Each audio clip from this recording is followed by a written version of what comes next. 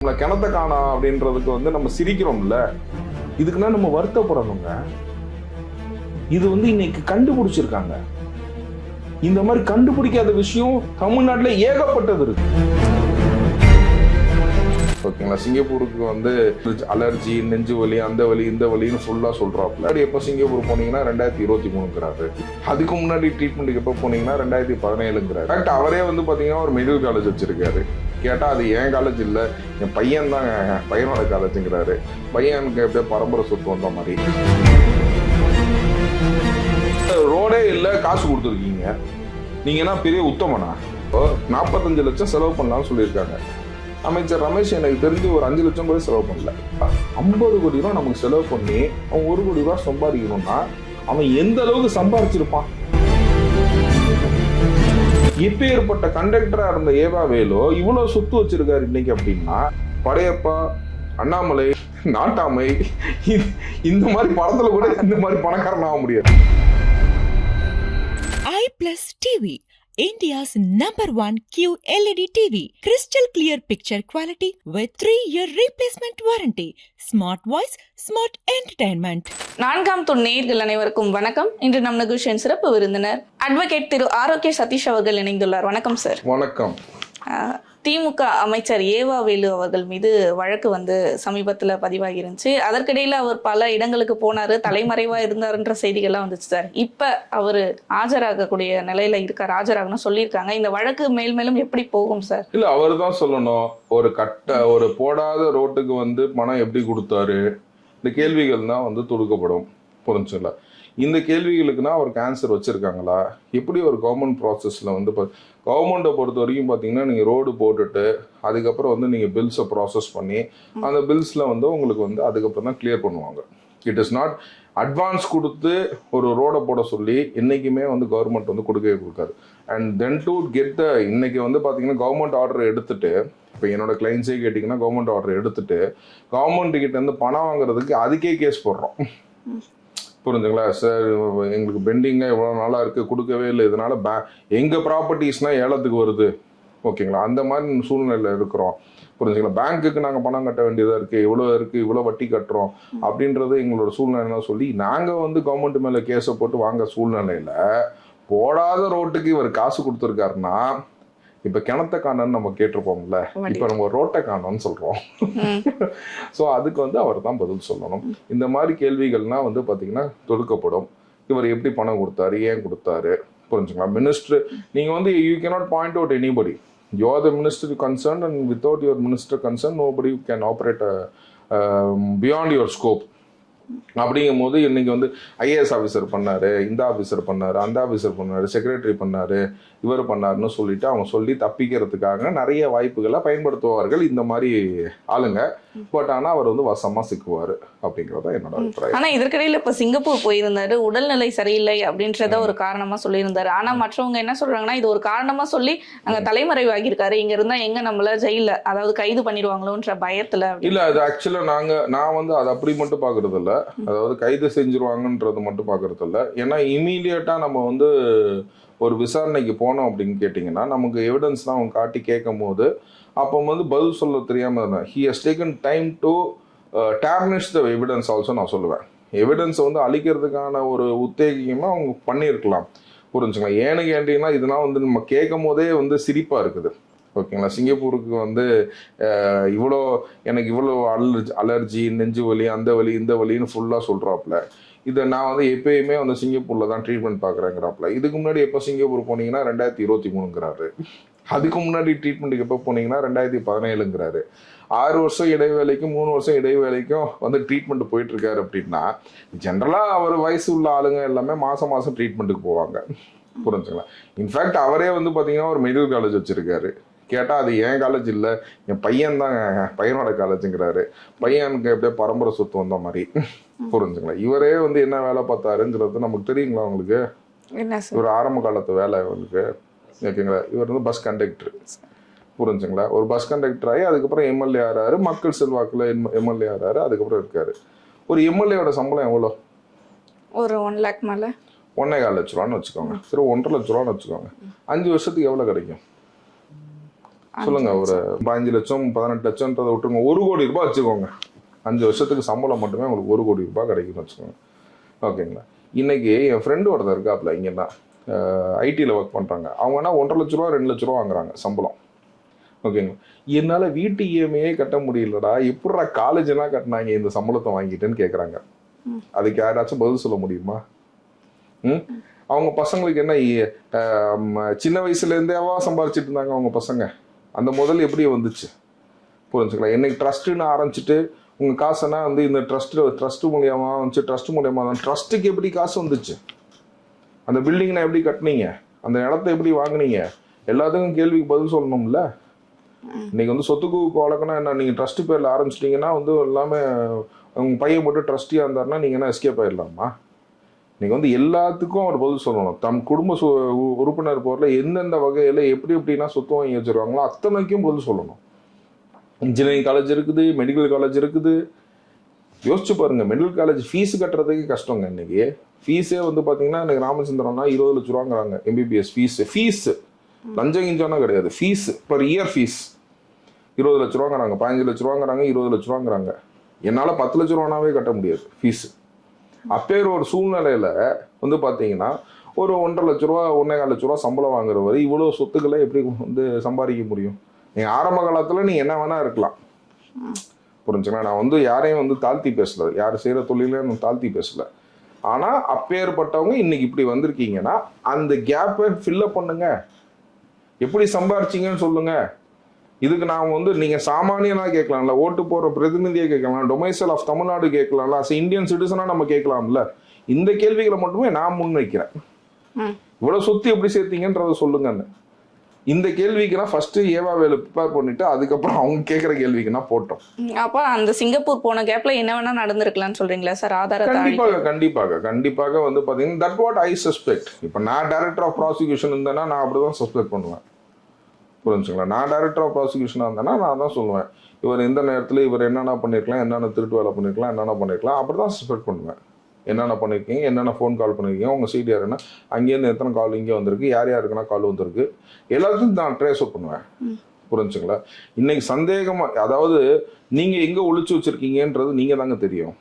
புரிஞ்சுங்களா? அதை எப்படி கான்டாக்ட் பண்ணுறீங்க? ஒரு வேறு நம்பர்லேருந்து நீங்கள் இன்டர்நேஷனல் நம்பர்லேருந்து அடிக்கிறீங்க, அந்த பர்சன் இது பண்ணுறீங்க, அந்த பர்சன் ஏன் ரேடாரில் இருக்க மாட்டாப்ல. அதெல்லாம் வந்து கண்டுபிடிக்கிறது நான் சந்தேகம் நோக்கத்தான பார்த்தாகணும். ஏங்க ரோடே இல்லை, காசு கொடுத்துருக்கீங்க, நீங்கள் என்ன பெரிய உத்தமனா? சொல்லுங்க. ரோடே கிடையாது.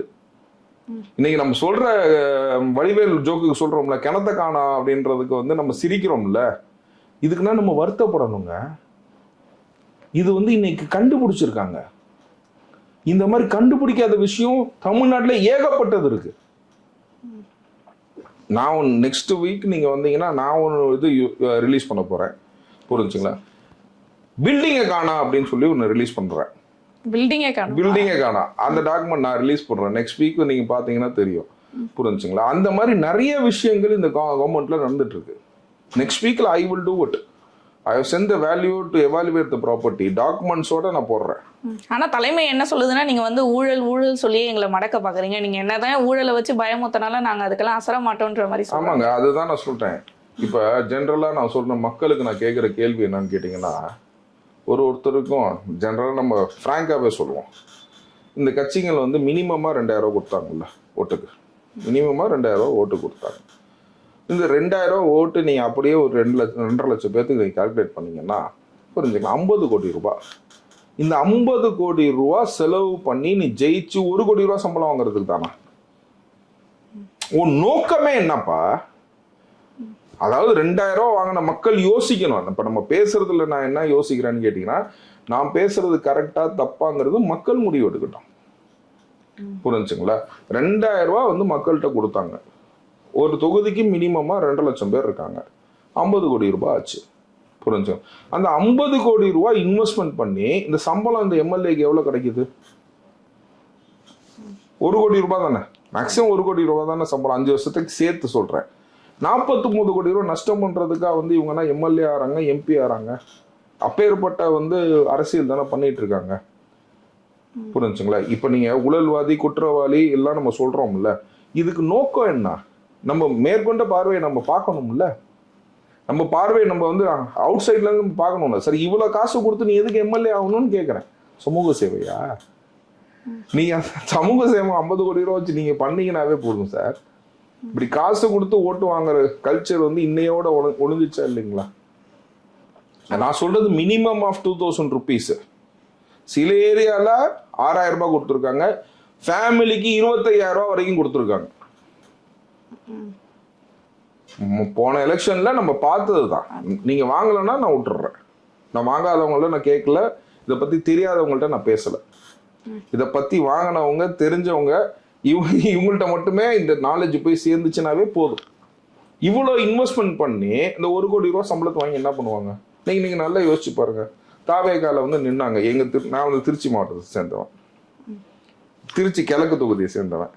ஓகே, திருச்சி கிழக்கு தொகுதியில தலைவர் வந்து 3 வாட்டி கையாட்டிட்டு போனாரு. ஓகேங்களா, 3 ரோட் ஷோ நடத்தினாரு. அவ்வளவுதான் பிரச்சாரம்ன்றதே மொத்தமா அவ்வளவுதான் பண்ணது.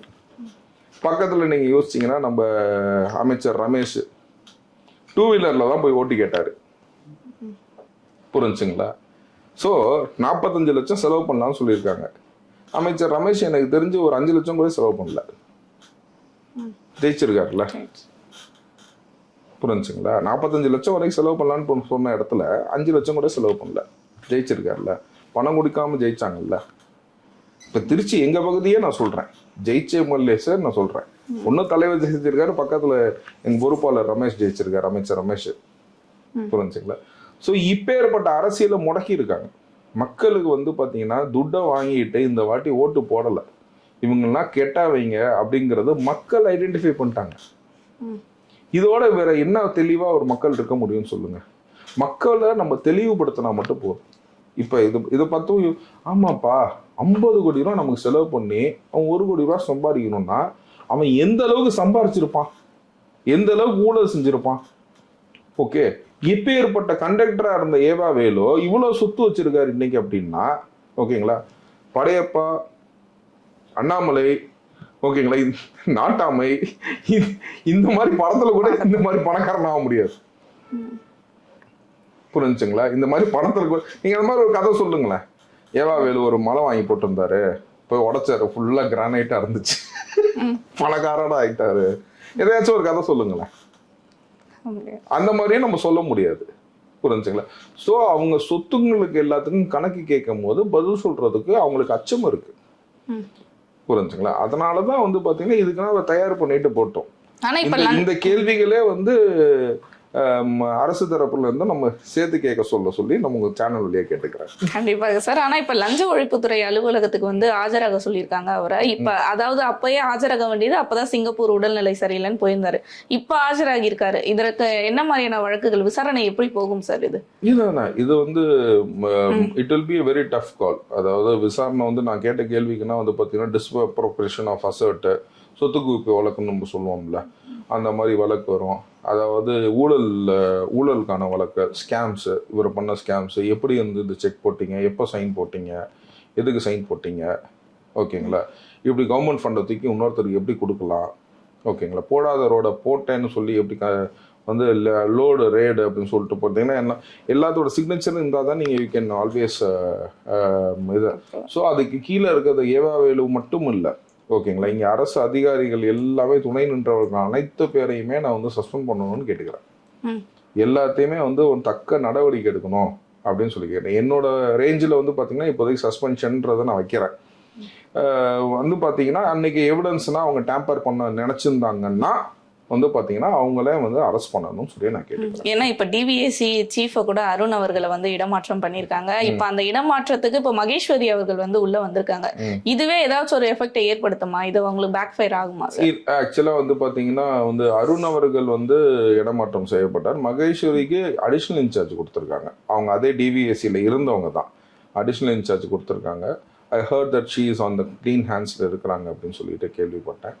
மற்றொரு பேர் என்னன்னு கேட்டீங்கன்னா, அந்த டிவிஎஸ்சியில இருக்கிற மற்ற சில பேர்களையும் நான் வந்து மாற்றணும் அப்படின்னு சொல்லி கேட்பேன். அப்ப மொத்தமாவே திமுக ஆதரவா தான் இருக்காங்க. இல்ல, ஆதரவா தான் நிறைய பேர் இருக்காங்க. ஏன்னு கேட்டீங்கன்னா நான் சொல்றேங்க, இது இன்னைக்கு வந்து பாத்தீங்கன்னா இன்னைக்கு 120 பேர் பிளஸ் தோழமை கட்சிகள்லாம் சேர்ந்து இவங்க மட்டும் வந்து இந்த நாட்டை திருத்திட முடியுமா? ஒரு ஆஃபீஸருமே லஞ்சம் வாங்குறான்ல. நீங்க நல்லா யோசிச்சு பாருங்க. ஒரு மனுஷன் எவ்வளோ தில்லா தைரியமா வந்து பாத்தீங்கன்னா லஞ்சம் கொடுக்க மாட்டேன்னு சொல்லுங்க, கேட்டா என் அண்ணன் ஆச்சு, என் தம்பி ஆச்சு, என் மாமன் ஆச்சு, என் புள்ள ஆச்சுன்னு சொல்லுங்க அப்படின்னு. இது வரைக்கும் யாராச்சும் இந்த தமிழ்நாட்டுல இந்த மாதிரி ஒரு பேச்சை பேசி பார்த்துருக்கீங்களா? என் ஆச்சின்னு சொல்லுங்க, கொடுக்க மாட்டேன்னு சொல்லுங்க அப்படிங்கிறாங்க. ஓகேங்களா? ஸோ அந்த அளவுக்கு தைரியத்தை வந்து மக்கள்கிட்ட ஊட்டுறாரு. இப்ப நம்ம கொடுக்கறதுன்னா பாத்தீங்கன்னா இம்போர்ட்ஸ். இந்த 50 கோடி ரூபாய் செலவு பண்ணி எதுக்கு 1 கோடி ரூபாய் சம்பளம் வாங்குறான் அப்படிங்கறது மக்கள் சிந்திக்கணும். புரிஞ்சுங்களா? ஏன்னா இன்னைக்கு 2000 ரூபாய் மக்கள் வாங்கிட்டு ஓட்டு போட்டாங்க அப்படின்னா நாளைக்கு அந்த மக்கள்கிட்ட இருந்து இருக்க சொத்துல தான் வந்து சுரண்டுறான். ஏன்டேது சொத்து, ஏன்டேந்து எப்படி சுரண்டுறான் அப்படின்னு நீங்க கேட்கலாம். நீங்க வாங்குற பிஸ்கெட்ல இருந்து டாக்ஸ் வருதுங்க, அதுல இருந்து நான் திங்கிறேன்.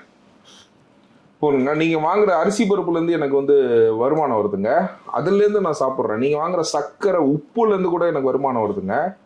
எல்லாத்துலயுமே இன்டைரக்ட் டாக்ஸ் இருக்குல்ல. நீங்க தேய்க்கிற பிரஷ்ல இருந்து எனக்கு டாக்ஸ் வருதுங்க. அந்த டாக்ஸை வச்சுதாங்க இந்த ரோடு போடுறேன்னு சொல்லி இது ஆட்டையை போட்டேன் அப்படின்றத மக்கள் புரிய தெரிஞ்சுக்கணும். இதுனா வேற யாரோட காசு கிடையாது, இது என்னோட காசு, என்னோட காசுன்றத உணர்வு வந்து மக்களுக்கு வரணும்.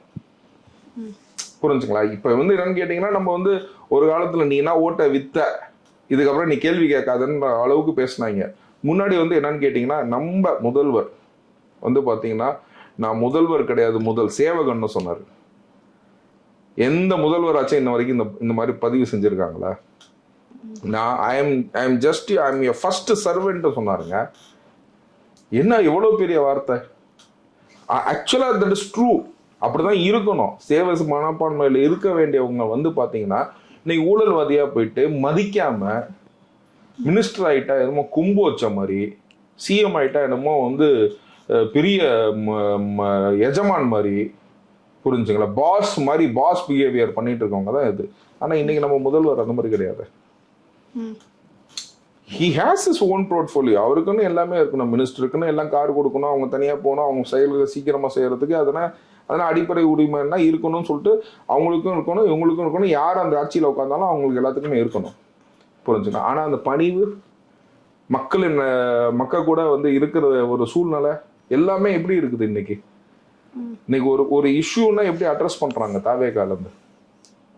ஓகே, பழனியில இந்த மாதிரி எடுனாங்க. இது உடனே வந்து பாத்தீங்கன்னா HRNC மினிஸ்டர் போய் அட்ரஸ் பண்றாரு, ரெஜிஸ்ட்ரேஷன் மினிஸ்டர் போய் அட்ரஸ் பண்றாரு, லா மினிஸ்டர் போய் அட்ரஸ் பண்றாரு. இத்தனை மினிஸ்டர் ஒரே நிமிஷத்துல. ஏன்னு கேட்டீங்கன்னா இன்னும் கணம் கிடையாது. எக்ஸ்பிளனேஷனை போய் டக்கு டக்கு டக்கு டக்குன்னு கொடுத்துட்டு வந்துகிட்டே இருப்பாங்க.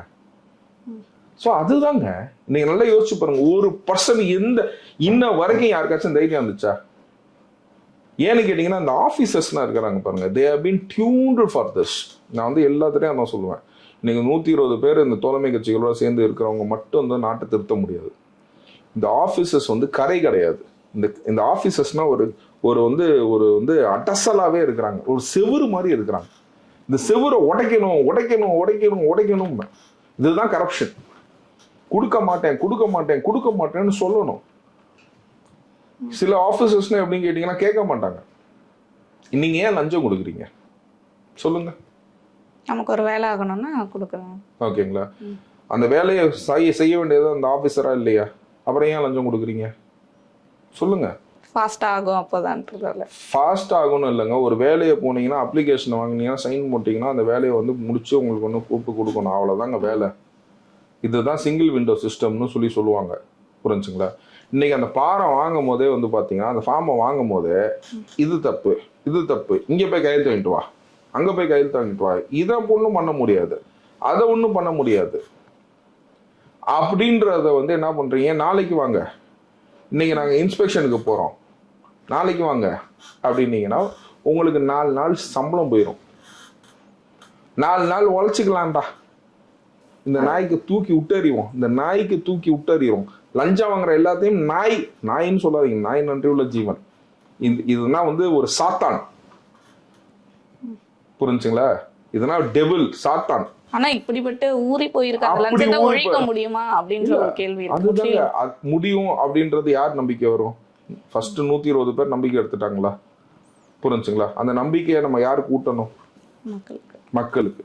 மக்களுக்கு அந்த நம்பிக்கையை ஊட்டினாதான் அந்த மக்களுக்கு புரியணும். இவங்க இவ்வளவு காசு சம்பாதிக்கிறது, உங்களுக்கு 50 கோடி ரூபா கொடுக்குறான்னா 500 கோடி ரூபா சம்பாதிக்கிறான்.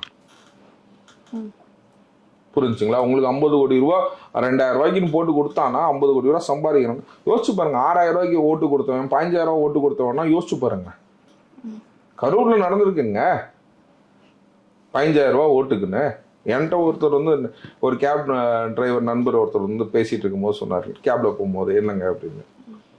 அப்போ சொன்னார், இந்த மாதிரி போன எலெக்ஷனில் சார் 15,000 வந்துச்சு சார், ப்ளஸ் ஒருத்தங்க காசு வந்துச்சு சார், நாங்கள் வீட்டில் 6 பேர் சார் அப்படின்னாரு. பார்த்துட்டு அவர் வந்து, இந்த வாட்டி நீங்கள் என்ன சார் அவர் பிடிச்சி உள்ளுக்குள்ளே போட்டுருவீங்களா அப்படின்னாரு. ஏங்க அப்படின்னேன். சார் இல்லை சார் இடைத்தேர்தல் வருது, ஒரு 25 கொடுக்குறேன்னு இருக்காங்க அப்படின்னு. அப்ப மக்களே பணத்துக்காக இல்ல ஆனா சொல்லிட்டு சொல்றாரு, ஆனா நான் டிவி கேட்க தான் சார் ஓட்டு போட்டேன் அப்படின்னாரு. அவர் சொன்ன மாதிரி பணத்தை வாங்கிட்டு இப்ப வந்து மக்கள் ரொம்ப தெளிவாயிட்டு இருக்காங்க. இப்ப நான் தான் சொல்லுவேன் மக்கள்கிட்ட, அது உங்க பணம் வாங்கிக்கோங்க, உங்க பணம் வாங்கிக்கோங்க, ஓட்டை மட்டும் தெளிவா போடுங்க, யோசிச்சு போடுங்க. நான் சொல்றதுக்கு போடாதீங்க, நீங்க சொல்றதுக்கு போடாதீங்க, நீங்க யோசிச்சு போடுங்க. இந்த லஞ்ச ஊழல்லாம் ஒழியணும்னா யாருக்கு போடணுமோ நினைச்சு நீங்க போடுங்க. இந்த கட்சிக்கு போடுங்க அந்த கட்சிக்கு போடுங்கன்னு யாருக்கும் கேம்பெயின் பண்ணல. ஓகேங்களா? யோசிச்சு போடுங்க. ஆனா இப்ப இந்த மாதிரி பல அமைச்சர்கள் திமுகல ஒரு வழக்கா வெளிவந்துட்டே இருக்கு. ஒரு வழக்கும் போட்டுக்கிட்டு இருக்காங்க கண்டுபிடிச்சு தாவிகா சார்பில் இருந்து. ஆனா வழக்கு விசாரணை எல்லாம் நடக்குது, அவங்களுக்கான தண்டனை கிடைக்குமா, அந்த கைதானது நடக்குமா அப்படின்ற ஒரு கேள்வி இருக்கே சார், அது நடக்குமா? இல்ல நீங்க வந்து அஸ் அ லாயரை நான் சொல்லுவேன், அதாவது கைதுங்கிறது வந்து என்னன்னு கேட்டீங்கன்னா, நான் வந்து என்னைக்குமே நீ வந்து எவிடன்ஸ் டிஸ்டர்ப் பண்ணல அப்படின்னா ட்ரையல் நடக்கிற வரைக்கும் நீனே கைது செய்யாதுன்னு தான் நானே சொல்லுவேன். புரிஞ்சுங்க? கைதுங்கிறது என்னதுங்க, ப்ரூவ் ஆச்சுன்னா நீங்கள் கைது பண்ணணும், அதுதான் வந்து இட்ஸ் அ நார்மல் திங். அதுக்கு முன்னாடி நீ எவிடன்ஸை டெஸ்ட்ராய் பண்ண நினச்சினா மட்டும்தான் நம்ம கைது செய்யணும். இல்லைன்னா நீ அட்ராஷியஸ் பிஹேவியர் இருக்குது, உன்னால் வந்து கண்ட்ரோலே பண்ண முடியல, உன்னால் நிறைய விட்னஸ் வந்து ஸ்பாயில் ஆகிறாங்க, நிறைய விட்னஸ் பயப்படுறாங்க, அச்சுறுத்தல் இருக்குது, அப்படின்ற எண்ணத்தில் தான் நீங்கள் கைது செய்யணும்னு நான் சொல்லுவேன் அஸ் அ லாயராக. ஓகேங்களா? நான் வந்து இது டிஎம்கே ஸ்டேட்மெண்ட்டாக கூட நீங்கள் இருக்கலாம். பட் ஆனால் அஸ் அ லாயராக ஐ ஃபீல் லைக் தட். ஒருத்தன் வந்து எவிடன்ஸை டிஸ்டர்ப் பண்ண மாட்டானா, விட்னஸை டிஸ்டர்ப் பண்ண மாட்டானா, அவனை கைது செய்யணும்னு அவசியம் கிடையாது. இப்ப ஏவாவேலு அவர்களுடைய வழக்குல இந்த நிலைமையில தான் இருக்கா சார்? இப்ப இதுக்கு அடுத்து மேலும் மேலும் விசாரணையில தான். கண்டிப்பாக விசாரணையில வந்து கண்டிப்பா இவங்கன்னா தண்டிக்கப்பட வேண்டியவங்க. நான் சொன்ன கருத்துக்கள்லாம் நீங்க வச்சுக்கணும். ஒருத்தவங்க வந்து இவ்வளோ எப்படி வந்து சொத்து குவிப்பு எவ்வளவு நடந்துச்சு, ஏது நடந்துச்சு, போடாத ரோட்டுக்கு என்ன இவ்வளோ காசு, இந்த மாதிரி கேள்விகளுக்குன்னா அவர் இது பண்ணணும். மக்கள் நல்லா புரிஞ்சுக்கணும். 50 கோடி ரூபா செலவு பண்ணி 1 கோடி ரூபா சம்பளம் வாங்குறது கிடையாது. அவங்க 5000 கோடி சம்பாதிக்கிறதுக்கு தான் உங்களை பயன்படுத்திக்கிறாங்கிறத மக்கள் புரிஞ்சுக்கிறாங்க.